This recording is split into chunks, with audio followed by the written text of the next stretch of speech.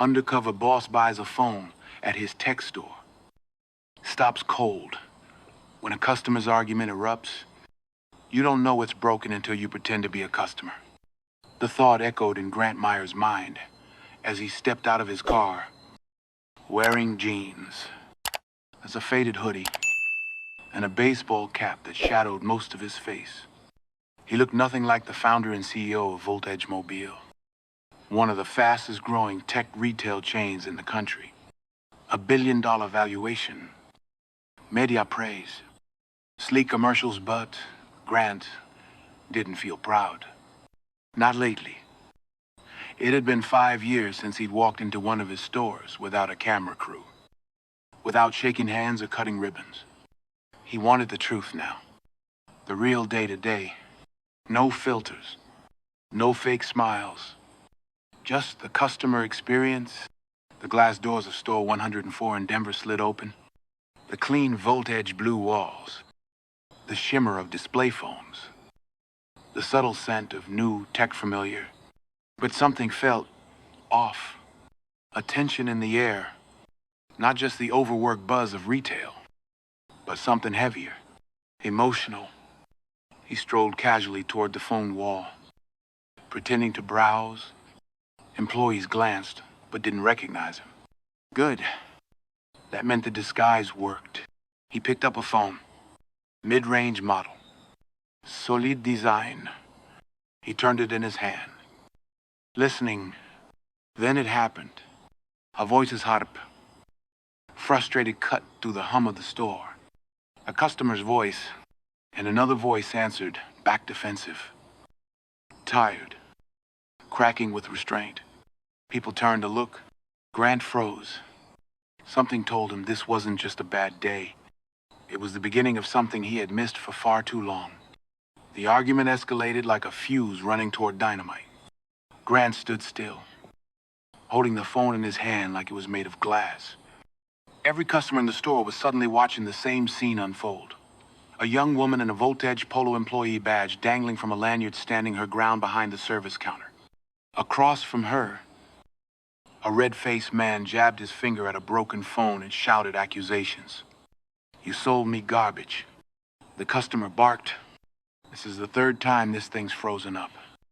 And every time I come here, I get the same answer. It's not under warranty anymore. What kind of scam are you running?" The employee took a breath. "Sir, I really am trying to help you." "No, you're not. You're trying to push me off like the last guy did. You think just because I don't know how this stuff works, you can walk all over me. Where's your manager?" The employee's shoulders tightened. Grant could see her jaw clench. She was holding back tears. But it wasn't fear. It was something deeper. Shame and frustration at something more than just this man. "The manager's not in today," she said quietly.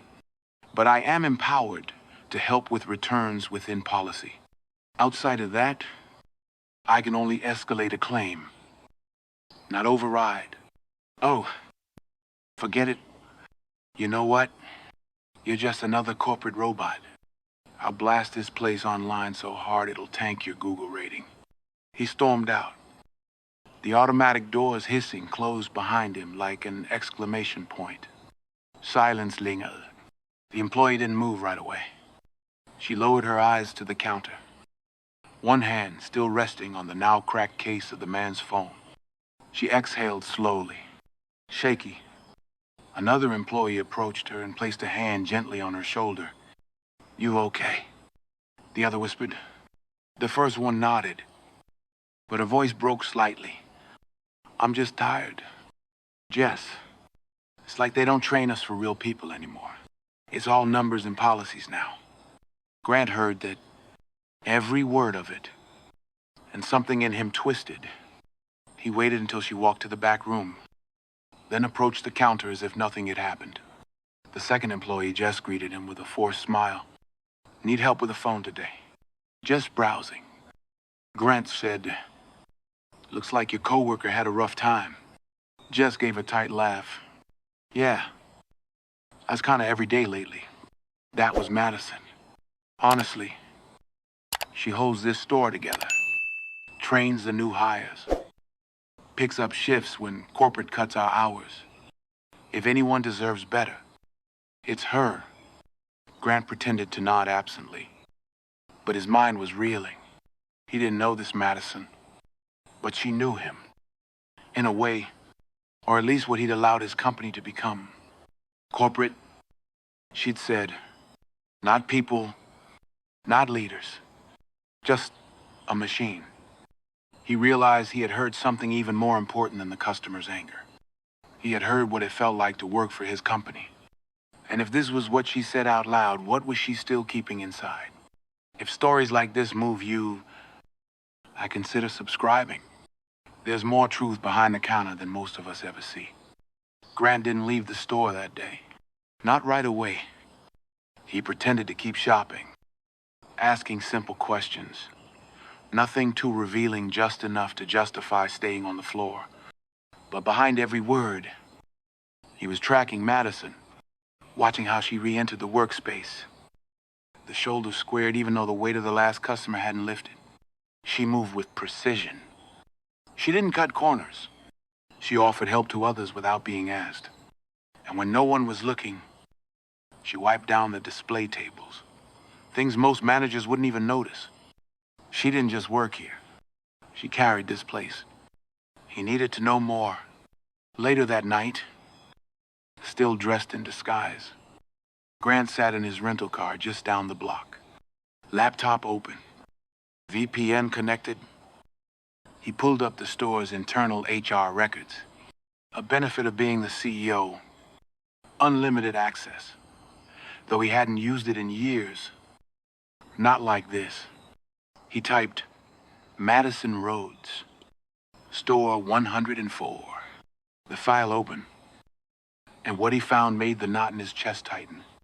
Madison had been with Voltage for nearly 7 years. Started as a part-time sales associate at 19. Promoted twice. Customer reviews consistently praised her name. Helpful, caring, actually listened. One review read, if it weren't for Madison, I would have switched carriers. She trained over a dozen employees across 2 locations. Took emergency coverage, shifts on holidays. Even proposed a customer retention system that corporate had implemented, but without crediting her. But then, something changed. The last year of her file looked different. Fewer hours. Notes from regional managers about reduced engagement and slipping morale.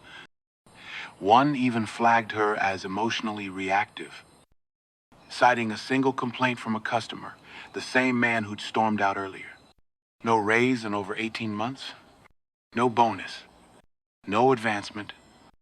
A message she had submitted 6 months ago to the company-wide leadership inbox sat archived. Unread. Grant opened it. It read, I still believe in Voltage. I really do. But it feels like the people who care are always the ones who get squeezed the hardest. We're being asked to do more with less. My team is exhausted.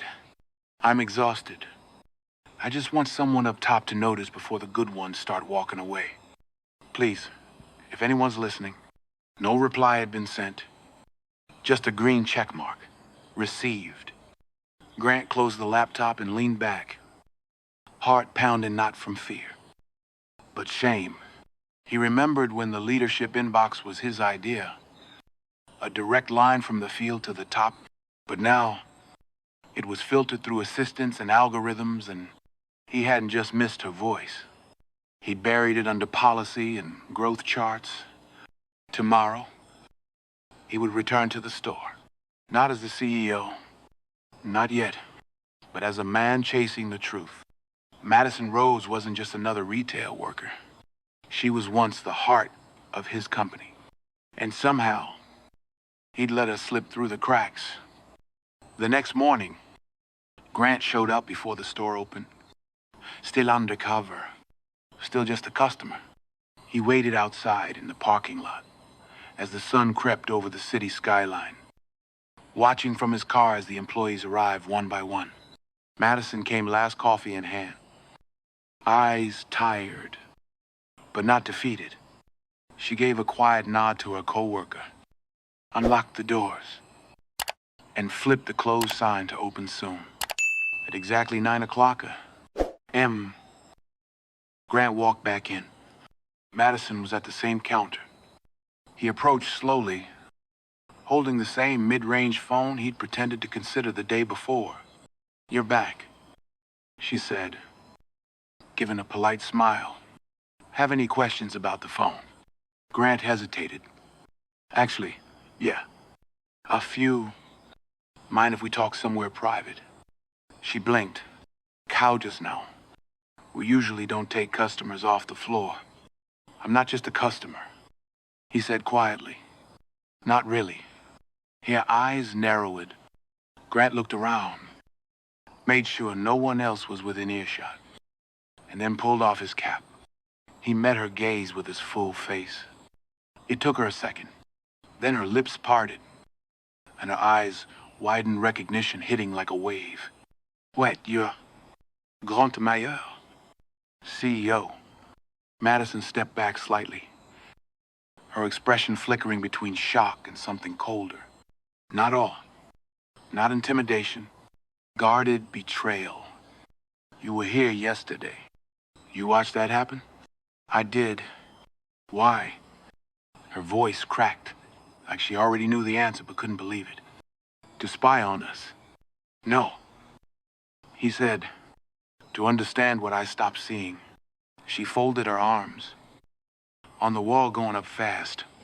Well, congratulations. Now you've seen it." "Happy?" "No, not even close." There was a long pause. Then she spoke. "You want to know what it's really like working here now?" Her voice steadied, but it trembled underneath, like someone trying not to cry in public. "It used to mean something.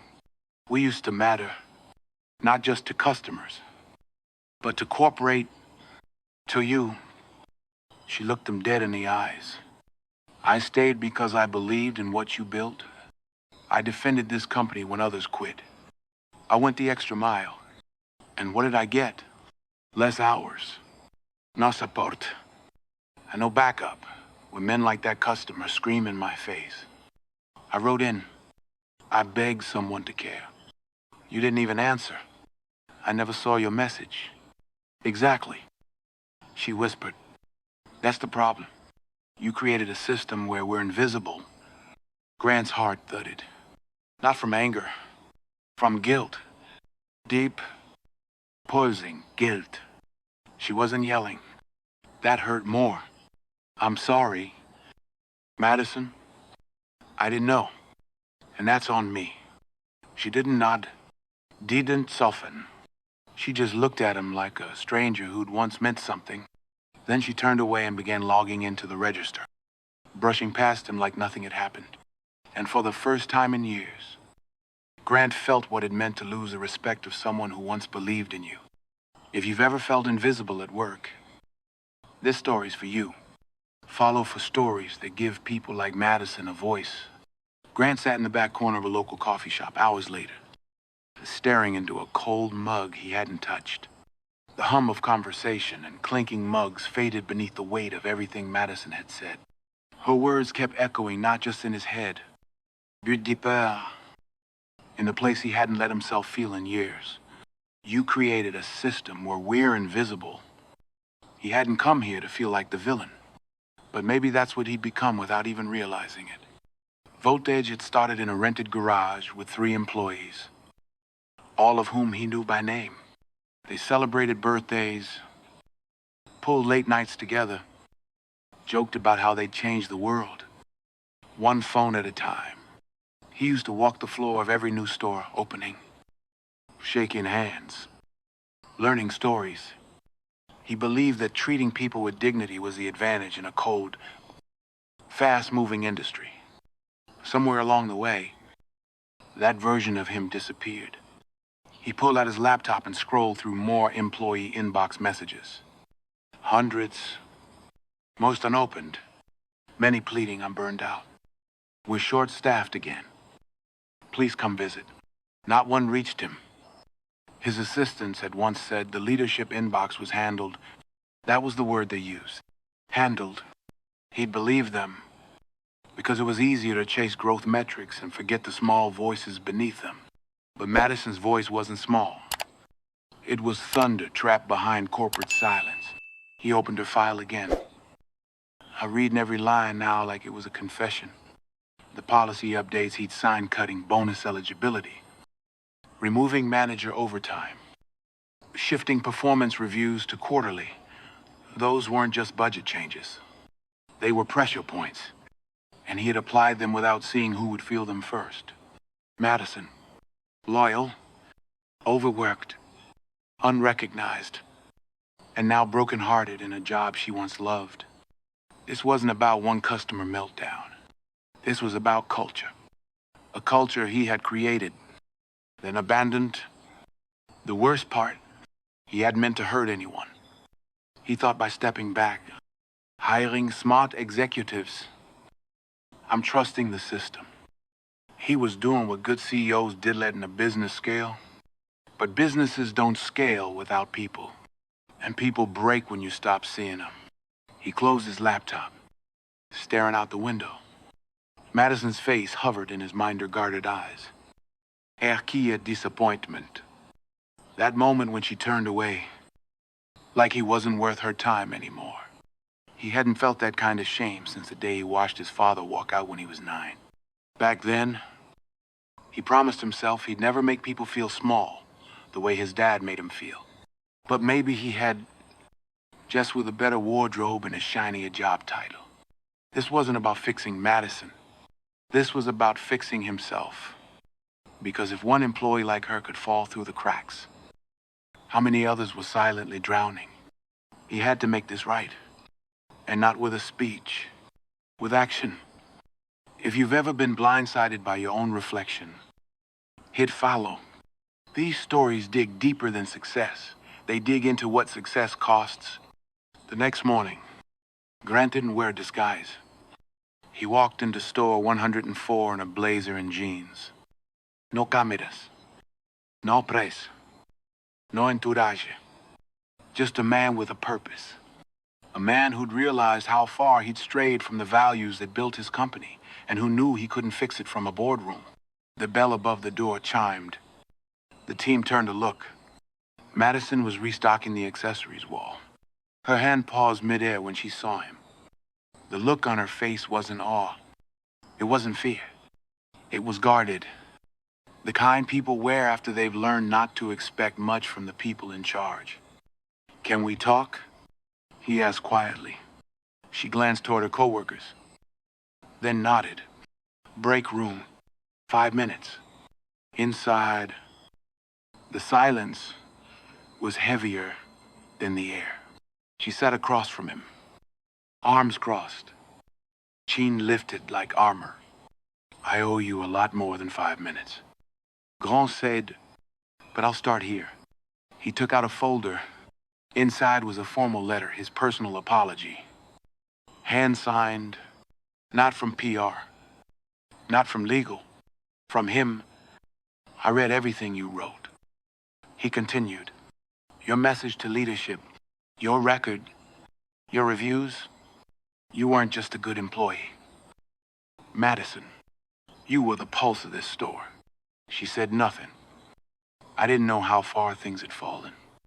That's not an excuse, it's the problem. I became exactly the kind of CEO I swore I'd never be. She looked down at the folder but didn't open it. "I'm not here to save face." He said, "I'm here to ask, what do you need to stay, to feel seen again, to make this company what it was supposed to be?" There was a long pause. Then, slowly, she met his eyes. "You want to know what I need?" Her voice was quiet but steady. "I needed someone to have my back when I got screamed at for doing my job. I needed support when I trained 5 new hires with no raise and fewer hours. I needed acknowledgement when my idea got implemented, company-wide without credit. I don't want a title or a plaque. I just want it to matter." Grant swallowed hard. "You do matter?" He said, She let out a breath, a bitter laugh. That's easy to say now. But where was that when I was crying in my car on my lunch break? He looked down. No words. And now, she continued. You show up with a folder and a speech like it erases the year I spent wondering if I was the problem. Her eyes glossed with tears, but she blinked them away fast. I don't know if I can trust this isn't just another corporate performance. Grant's voice softened. Then don't trust the words. Watch what I do next. She stood slowly, folding the letter back inside the folder. I'll believe it when I see it. She said, but for now, I'm not ready to forgive you. She walked out, leaving Grant alone at the break room table. The hum of the vending machine filling the space where connection had almost been made.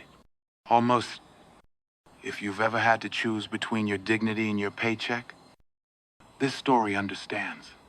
Follow for more stories that fight for the ones forgotten. Grant didn't go back to headquarters that day. He canceled meetings, cleared his calendar, told his assistant, if it's not about store 104 or fixing the culture we broke, it can wait. Because this wasn't just about Madison anymore. She was the flare in the night, sky signaling something far more widespread. She'd been right about one thing. The system didn't see people anymore. But that was going to change. Starting now. The first step was visibility. By noon, Grant had gathered the entire staff of store 104 off the clock. On his dime around the sales floor. No suites. No clipboard. No media crew. Just the team and their CEO. I came here undercover. He told them, not because I didn't trust you, but because I stopped trusting myself to know what really goes on in our stores. And I was wrong. I should have been here sooner. He looked directly at Madison, who stood near the back, arms folded, listening, guard still up. So here's what's changing today. He pulled out his phone and tapped open a live Zoom session already filled with executives, regional managers, and HR leads. You're all on this call. He said, not to talk to, listen. Then, Grant turned the camera toward the team. This is Madison Rhodes. She held this store together. She trained your teams. She saw the cracks before any of us did. And when she tried to tell us, we didn't listen. He paused. His voice thickened. That's over. From now on, we do listen. And we act. Grant announced the launch of the Frontline First Initiative, a new policy that gave hourly employees a direct, unfiltered channel to leadership. Real-time escalation, real-time feedback, and real-time recognition. No more buried emails. Every store would now have a monthly open forum with one executive required to attend in person. He reinstated overtime, pay for training leads like Madison, approved back pay for unpaid leadership tasks, and made it clear. Anyone who took initiative to improve the company would get credit and compensation. No more silent heroes. Finally, he held up a printed sheet, an internal memo he'd sent out that morning. Effective immediately. Voltage would publicly honor 5 employees per quarter selected not by sales numbers, but by peer nomination. The first name on that list, Madison Rhodes. The staff erupted into applause. A few even cheered. But Madison, she didn't smile. Not yet. She simply nodded once. Slow. Measured. Like she wanted to believe it. But wasn't quite ready to feel it. Later that night, Grant sat in his car again. Watching the store through the windshield, he saw Madison exit alone. Backpack slung over one shoulder. She walked with a different posture. Now not lighter. Not yet, but not as weighed down either. Progress. It would take time to earn her trust. But for the first time in years, Grant was doing more than leading. He was learning. And this time, he was learning from the people who mattered most. If you've ever wanted to see a leader finally get it right, this is the moment. Hit subscribe for more stories that give workers their power back. The following week, store it Hundler looked different. It wasn't in the walls or the lighting or the sleek blue voltage signage that still shimmered above the entrance. The difference was in the air, a quiet buzz of curiosity, of hope, the kind that spreads when something broken starts to heal.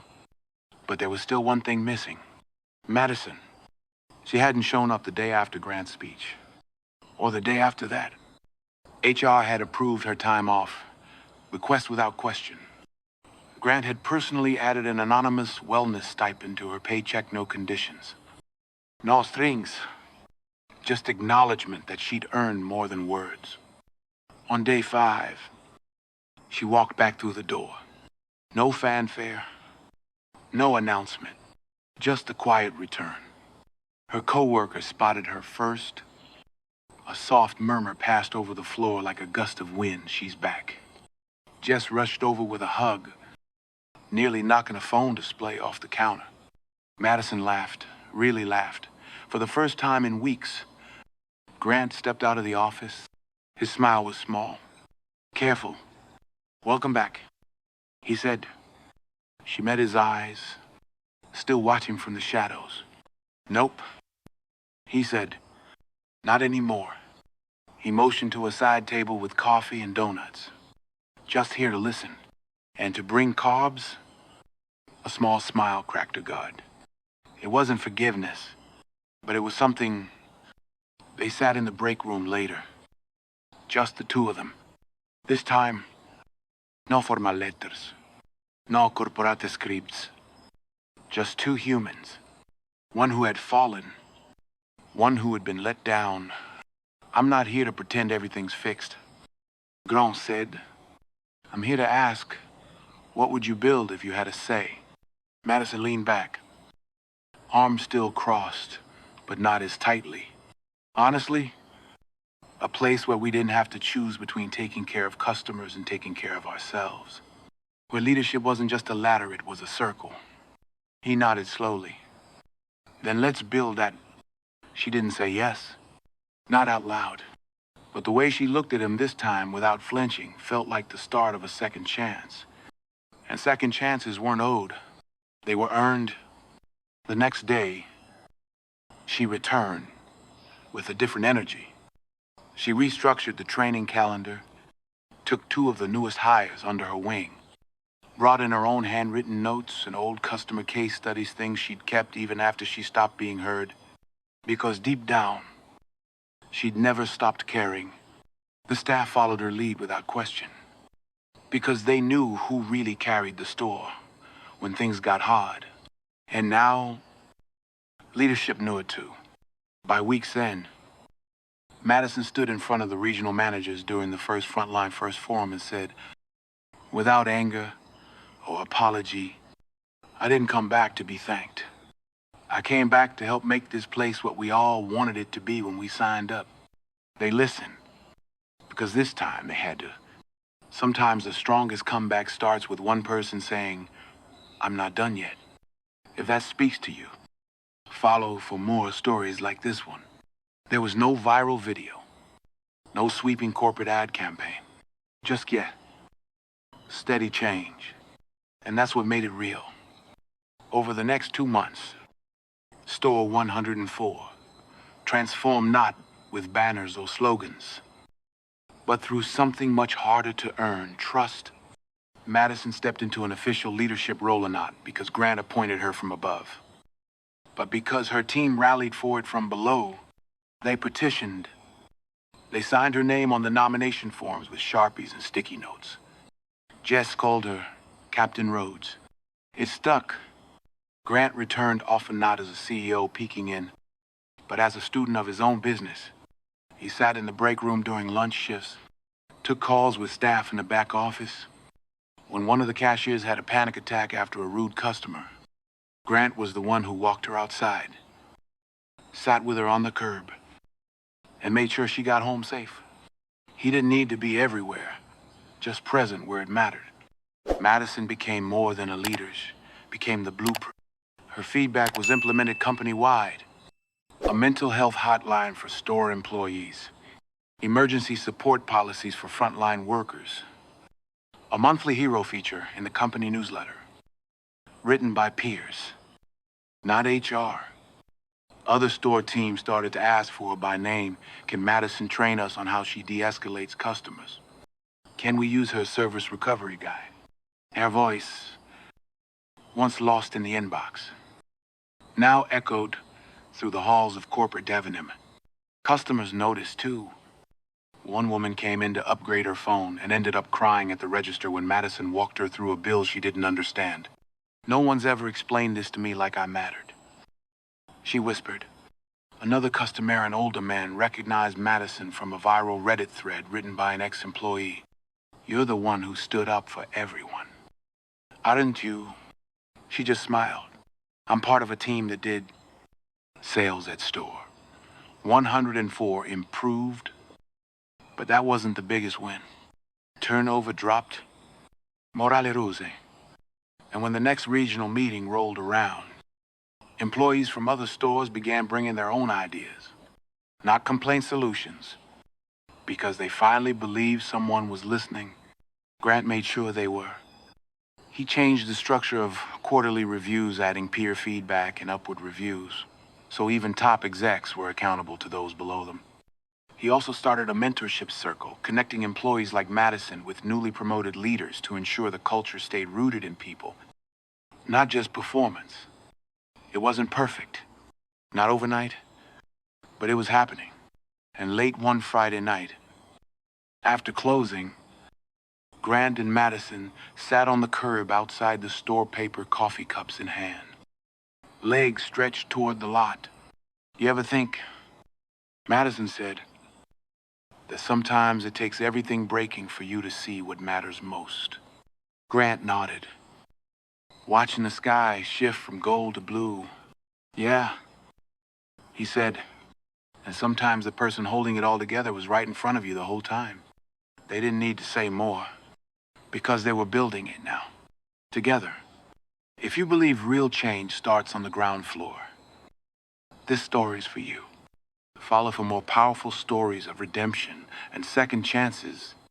3 months later, Grant returned to store 104, this time with his daughter. She was 10. Wide-eyed, clutching his hand as they walked past the glass doors and into the hum of a busy Saturday morning. He didn't come as the CEO today. I didn't come to inspect. He came to show us something. Madison was at the front, helping an elderly man with a screen protector, her voice calm and steady. The staff moved with rhythm now, no one hiding, no one walking on eggshells. You could feel the difference. Is that the lady you told me about?